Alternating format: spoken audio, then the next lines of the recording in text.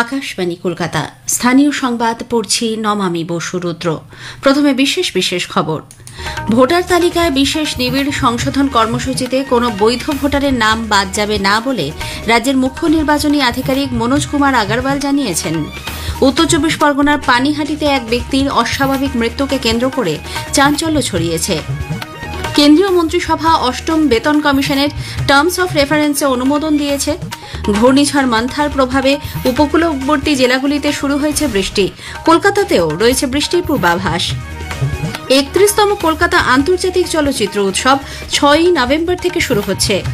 ইডেনে ৪ দিনের রঞ্জি ট্রফি ক্রিকেটের ম্যাচে বাংলা ১৪১ রানে গুজরাটকে পরাজিত করেছে। আসছে বিস্তারিত খবরে। ভোটার তালিকায় বিশেষ নিবিড় সংশোধন কর্মসূচি এসআইআরে কোনো বৈধ ভোটারের নাম বাদ যাবে না। সংবিধান অনুযায়ী যাদের ভোটাধিকার স্বীকৃত তাদের আতঙ্কের কোনো কারণ নেই বলে রাজ্যের মুখ্য নির্বাচনী আধিকারিক মনোজ কুমার আগরওয়াল জানিয়েছেন। রাজ্যে এসআইআর প্রক্রিয়ার সূচনায় তিনি আজ স্বীকৃত সমস্ত রাজনৈতিক দলের প্রতিনিধিদের সঙ্গে বৈঠক করেন। সেখানে তৃণমূল কংগ্রেস, বামফ্রন্ট কংগ্রেস একসুরে এসআইআর এর নামে এনআরসি চালুর চেষ্টার অভিযোগ তোলে। এর প্রেক্ষিতে মুখ্য নির্বাচনী আধিকারিক প্রতিশ্রুতি দিয়েছেন ১০০% স্বচ্ছভাবে ভোটার তালিকা তৈরি করা হবে। এর আগেও এসআইআর হয়েছে, সাংবিধানিক প্রক্রিয়া মেনেই এই এসআইআর হবে বলে তিনি জানিয়েছেন। এটা তো একটা গভর্নমেন্ট স্কিম আছে, যেরকম অনেক স্কিম আছে, এটা ইসিআই থেকে আছে। এটা তো এক্সারসাইজ অনেকবার আগে হয়ে গেছে। লাস্ট টাইম পশ্চিমবঙ্গে 2002-তে হয়েছে, গোটা কান্ট্রিতে আগেও হয়েছে, বিহার হয়ে গেছে কিছুদিন আগে। তো আশঙ্কা তো কোনো প্রবলেম নেই। প্রত্যেক জিনিসকে আমরা টেক কেয়ার করবো। প্রত্যেক লোককে যেটা আছে আমরা পৌঁছবো ওদের কাছে। 3 বার 4 বার বিএলও যাবেন, কোনো লোক থাকবে না, নিচে ফর্ম দিয়ে দেবেন।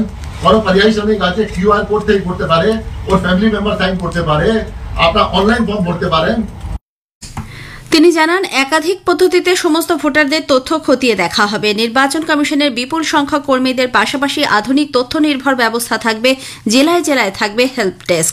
এদিকে রাজ্যে আজ থেকেই শুরু হয়েছে এসআইআর প্রক্রিয়া। একই সঙ্গে শুরু হয়েছে ফর্ম ছাপা ও বিএলওদের প্রশিক্ষণের কাজ। চলবে ৩রা নভেম্বর পর্যন্ত। ৪ঠা নভেম্বর থেকে পরবর্তী 1 মাস এই এনিউমারেশন প্রক্রিয়া চলবে। খসড়া ভোটার তালিকা প্রকাশিত হবে ৯ই ডিসেম্বর। ওই দিন থেকে ২০২৬-এর ৮ই জানুয়ারি পর্যন্ত এ সংক্রান্ত কোনো অভিযোগ বা আপত্তি জানানো যাবে। ৩১শে জানুয়ারি পর্যন্ত সেই সংক্রান্ত শুনানি ও যাচাইয়ের কাজ করা হবে। চূড়ান্ত ভোটার তালিকা প্রকাশিত হবে ২০২৬-এর ৭ই ফেব্রুয়ারি। বিজেপি বিধায়ক শঙ্কর ঘোষের উদ্যোগে শিলিগুড়িতে দলীয় কার্যালয়ের সামনে শুরু হল এসআইআর সহায়তা শিবির। এই ক্যাম্পে সাধারণ মানুষ ভোটার তালিকা সংশোধনের সুযোগ পাবেন।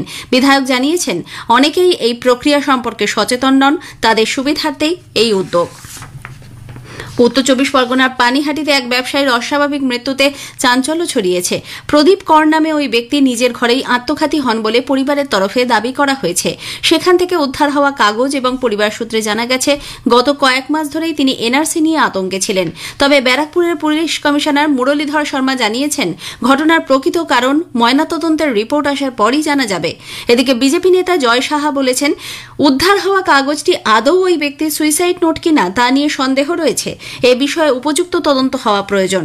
তৃণমূল কংগ্রেস এসআইআর ও এনআরসি নিয়ে সাধারণ মানুষের মধ্যে আতঙ্ক ছড়াচ্ছে বলে অভিযোগ করেন তিনি। প্রদেশ কংগ্রেস সভাপতি শুভঙ্কর সরকার বলেছেন, তৃণমূল কংগ্রেস এবং বিজেপি উভয়ই এসআইআর নিয়ে ভয়ের বাতাবরণ সৃষ্টি করছে। এদিকে আজ রাজ্যের মুখ্য নির্বাচনী আধিকারিকের দপ্তরে ডাকা সর্বদলীয় বৈঠকেও তৃণমূল কংগ্রেস ও বাম দলের প্রতিনিধিরা এই মৃত্যুর ঘটনার পিছনে এনআরসি আতঙ্ক নিয়ে সরব হন। অন্যদিকে তৃণমূল কংগ্রেসের সর্বভারতীয় সাধারণ সম্পাদক অভিষেক ব্যানার্জি অভিযোগ করেছেন, এসআইআর আসলে বৈধ ভোটারদের নাম বাদ দেওয়ার প্রক্রিয়া। কেন্দ্রীয় প্রতিমন্ত্রী সুকান্ত মজুমদার এর পাল্টা হিসেবে অভিষেক ব্যানার্জির বক্তব্যে তীব্র নিন্দা করে বলেছেন, তৃণমূল কংগ্রেস নেতা কোনো প্রমাণ ছাড়াই নির্বাচন কমিশনের বিরুদ্ধে মন্তব্য করেছেন এবং মুখ্য নির্বাচন কমিশনারকে হুমকি দিয়েছেন।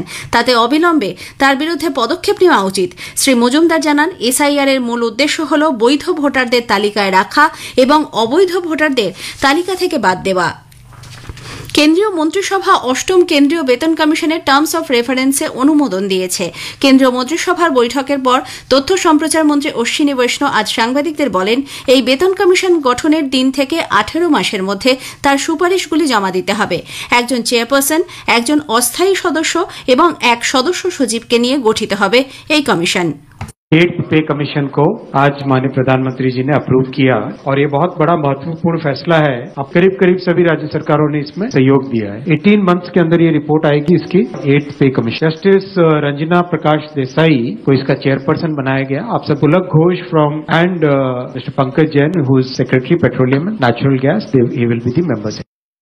কসবা ল কলেজে গণধর্ষণের ঘটনায় কলেজের অভিযুক্ত নিরাপত্তারক্ষী পিনাকি বন্দ্যোপাধ্যায় জামিন খারিজের আবেদন নিয়ে কলকাতা হাইকোর্টের দ্বারস্থ হয়েছেন নির্যাতিতা তরুণী। বিচারপতি চৈতালি চ্যাটার্জি দাসের বেঞ্চ মামলা দায়েরের অনুমতি দিয়েছেন। চলতি সপ্তাহেই মামলার শুনানির সম্ভাবনা রয়েছে। এদিকে ডিজিটাল দুনিয়ায় নারীদের নিরাপত্তা আরও সুনিশ্চিত করতে কেন্দ্রের নির্ভয়া প্রকল্পের তহবিল থেকে কলকাতা পুলিশ এলাকায় সাইবার অপরাধ দমনে বিশেষ পরিকাঠামো গড়ে তোলা হচ্ছে। এর আওতায় প্রায় 6 কোটি টাকা খরচ করে আধুনিক প্রযুক্তি সমৃদ্ধ সাইবার অপরাধ তদন্ত ল্যাবরেটরি গড়ে তোলা হবে। ঢেলে সাজানো হবে তদন্তের নানা পরিকাঠামো। স্থানীয় সংবাদ শুনছেন আকাশবাণী কলকাতা কেন্দ্র থেকে। আমাদের সংবাদ শোনা যাবে ইউটিউব চ্যানেল আকাশবাণী সংবাদ বাংলা, ফেসবুক ও ইনস্টাগ্রাম আকাশবাণী সংবাদ কলকাতা এবং এক্স হ্যান্ডেল AIR নিউজ কলকাতাতে। অতি প্রবল ঘূর্ণিঝড় মান্থা এখন বিশাখাপত্তনম থেকে 290 কিলোমিটার দক্ষিণ দক্ষিণ পশ্চিমে এবং গোপালপুর থেকে 510 কিলোমিটার দক্ষিণ দক্ষিণ পশ্চিমে অবস্থান করছে। ক্রমশ উত্তর উত্তর পশ্চিমে অগ্রসর হয়ে আজ রাতের মধ্যে সেটি অন্ধ্র উপকূলে মছলিপত্তনম এবং কলিঙ্গপত্তনমের মধ্যে কাকিনাড়ার কাছ থেকে স্থলভাগ অতিক্রম করবে বলে আবহাওয়া দপ্তরের পূর্বাঞ্চলীয় প্রধান ড হাবিবুর রহমান বিশ্বাস জানিয়েছেন। এর প্রভাবে কলকাতাতে আগামী দুদিন আকাশ মেঘলা থাকবে এবং বিক্ষিপ্ত বৃষ্টির পূর্বাভাস দেওয়া হয়েছে বলেও তিনি জানান। উত্তরবঙ্গে বৃষ্টিপাতের পরিমাণ দক্ষিণবঙ্গের থেকে বেশি হওয়ার সম্ভাবনা থাকছে। দক্ষিণবঙ্গে আজ সন্ধ্যার পর থেকে বৃষ্টিপাত হওয়ার সম্ভাবনা রয়েছে। উপকূলের জেলাগুলিতে অনেক জায়গাতেই, বাকি জেলাগুলিতে কিছু কিছু জায়গায় হতে পারে বিক্ষিপ্তভাবে ভারী বৃষ্টিপাত। পূর্ব মেদিনীপুর এবং দক্ষিণ 24 পরগনা জেলার 1-2 জায়গায় হতে পারে। ঘূর্ণিঝড় মান্থার সতর্কতার সব ধরনের ব্যবস্থা নেওয়ার জন্য রাজ্য সরকার উত্তর ও দক্ষিণবঙ্গের বিভিন্ন জেলা প্রশাসনকে নির্দেশ দিয়েছে। সম্ভাব্য ক্ষয়ক্ষতির প্রস্তুতি নিয়ে মুখ্য সচিব মনোজ পান্ত আজ নবান্ন থেকে 24 পরগনা, পূর্ব মেদিনীপুরের মতো উপকূলবর্তী জেলা ছাড়াও উত্তরবঙ্গের বিভিন্ন জেলা শাসকদের সঙ্গে ভার্চুয়াল বৈঠক করেন। 31তম কলকাতা আন্তর্জাতিক চলচ্চিত্র উৎসব শুরু হবে আগামী মাসে 6 তারিখ ধনধান্য প্রেক্ষাগৃহে। এবারের উদ্বোধনী ছবি 1961 সালে নির্মিত উত্তম কুমার অভিনীত, অজয়কর পরিচালিত সপ্তপদী। একটি প্রতিবেদন। 39টি দেশের 43টি কাহিনী, 19টি স্বল্পদৈর্ঘ্য ও 10টি তথ্যচিত্র, মোট 215টি ছবি থাকছে এবারের চলচ্চিত্র উৎসবে। নন্দন 1, 2, 3, রবীন্দ্র সদন, শিশির মঞ্চ, চলচ্চিত্র শতবার্ষিকী ও রবীন্দ্র ওকাগুরা ভবন সহ মোট 21টি প্রেক্ষাগৃহে উৎসবের ছবিগুলি প্রদর্শিত হবে, জানালেন রাজ্যের ক্রীড়া ও যুব কল্যাণ দপ্তরের মন্ত্রী অরূপ বিশ্বাস। এনভায়রনমেন্টের উপর এবার আমরা খুব জোর দিচ্ছি, যেহেতু চারিদিকে গ্লোবাল ওয়ার্মিং চলছে, এই পৃথিবীর উপর তার প্রভাব পড়ছে। সেই এনভায়রনমেন্টে এবার আমরা 4টে সিনেমা দেখাচ্ছি। শতবার্ষিকী শ্রদ্ধাঞ্জলিতে এবার থাকছেন Ritwik Ghatak, Richard Burton, Sam পেকিনপা, সন্তোষ দত্ত, সলিল চৌধুরী ও রাজ খোসলা। তথ্য ও সংস্কৃতি দপ্তরের প্রিন্সিপাল সেক্রেটারি শান্তনু বসু জানান, এবার সত্যজিৎ রায় স্মারক বক্তৃতা দিতে আসছেন শোলের পরিচালক রমেশ শিপ্পি। অভিজিৎ চক্রবর্তী, আকাশবাণী সংবাদ, কলকাতা। 4 দিনের জগদ্ধাত্রী পুজোর আজ সপ্তমী। হুগলি চন্দননগর, মানকুণ্ড, ভদ্রেশ্বরে পুজো উপলক্ষে উৎসবে মেতেছেন মানুষ।